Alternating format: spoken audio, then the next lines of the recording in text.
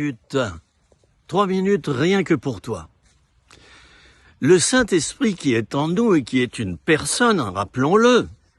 Beaucoup se disent, oh c'est une, voilà, c'est une force, hein, c'est une onction, c'est quelque chose quoi, hein, c'est un feeling.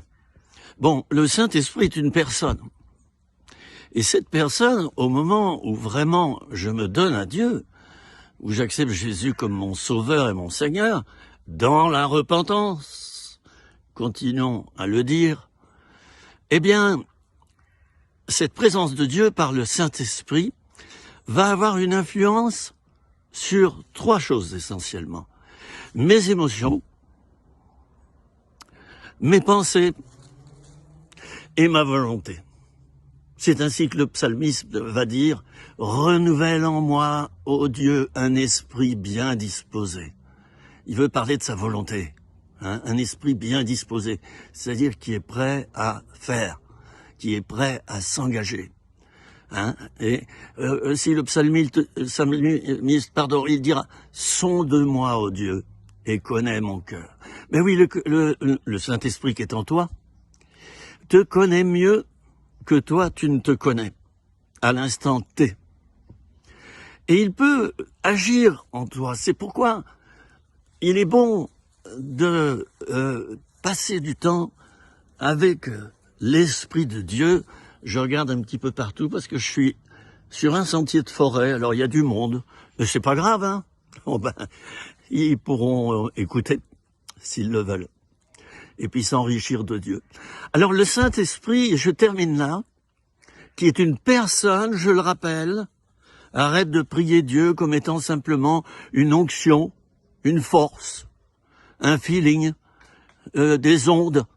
Arrête de faire comme ça, ce qui n'est pas faux en soi, en ce qui concerne l'onction, en tout cas, et la force. Mais prie d'abord le Saint-Esprit comme étant une personne. La 3e personne de la Trinité, disent certains, hein, bien que le mot Trinité n'est pas dans la Bible. Alors, compte sur le Saint-Esprit, mon ami, pour réguler dans la journée tes émotions, tes pensées et ta volonté. Et là où tu manques de volonté, je l'ai dit au début, eh bien, dis Seigneur, j'en peux plus. Ben oui, Jésus a donné l'exemple à Gethsémanée. Il s'est jeté à terre.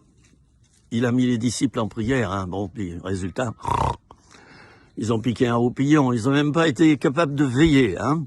Bon, bah ça c'est bien nous, hein. C'est moi, c'est toi. On n'est pas toujours fidèles. Alors, il faut pas se gêner dans la journée, donc de faire appel à Dieu, hein. Dieu qui est plus grand, plus gros que ce rocher qui est derrière moi, là. Oh là là, vous savez. C'est le début des Cévennes ici, hein. Je ne sais pas quel est le poids de ce rocher, mais il est absolument énorme, hein. Dieu qui a créé ça, bah dites-moi, il en a de la force.